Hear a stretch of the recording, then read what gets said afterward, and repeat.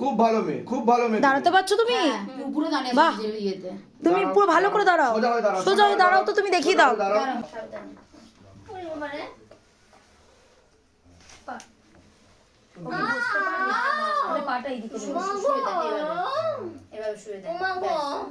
ড্রেসটা ঠিক করে দেবেন, ড্রেসটার সামনে।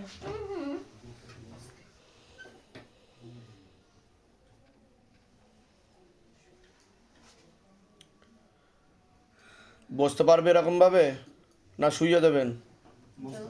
শুইয়ে দিন তাহলে, শুইয়ে দিন তাহলে, বসতে না পারলে।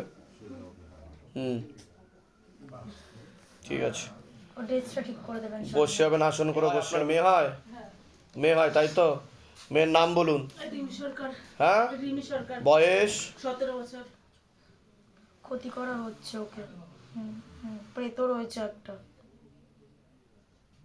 17 বছর বয়স, রিমি সরকার। আচ্ছা, কোন বাড়ির তরফ থেকে ক্ষতি করছে? বাবার বাড়ির তরফ থেকে।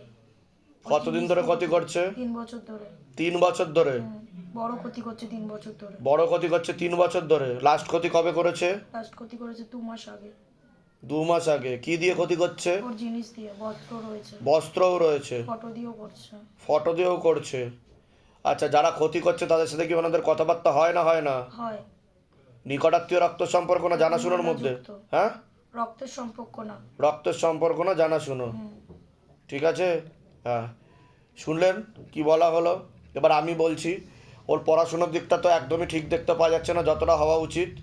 রেসলেস মাইন্ড, টাকাগ্রতা একদমই নেই, শরীর শুকিয়ে যাচ্ছে, রক্তের সমস্যা, নার্ভের সমস্যা বৃদ্ধি পাচ্ছে। মূল সমস্যা বোন মারো আর মস্তিষ্কে, যেখান থেকে রক্ত উৎপাদন হয়। কোমর থেকে পা অব্দি রক্ত চলাচল হচ্ছে না, হাঁটুর হাড় ক্ষয়ে যাচ্ছে, জেলে শুকিয়ে যাচ্ছে, spinal কর্ডের L5, L4, L3, S1, S2, S3 নামক জয়েন্টাহারে সমস্যা তৈরি হচ্ছে। সম্পূর্ণ বিছানায় শয্যাশায়ী হয়ে থাকবে এরকমই দেখতে পাওয়া যাচ্ছে। প্রেত সরাসরি বুকে, মাথায়, নাভির নিচে চাপারও চেষ্টা করে। পুতুল ক্রিয়া চালানোর চেষ্টাও করা হয়েছে। এছাড়া বস্ত্র ও ছবি দিয়েও ক্ষতি চালানোর চেষ্টা করা হয়েছে। বড় ক্ষতি লাস্ট 2.5 থেকে 3 বছর ধরে করা হচ্ছে। ঠিক আছে, আর অন্য জায়গায় তো দেখিয়েছেন আপনারা, বলছে বাবা। অনেক ঠাকুর বাড়িতে যাওয়াও হয়েছে, কিন্তু লাভের লাভ কিছু হয়নি। হ্যাঁ,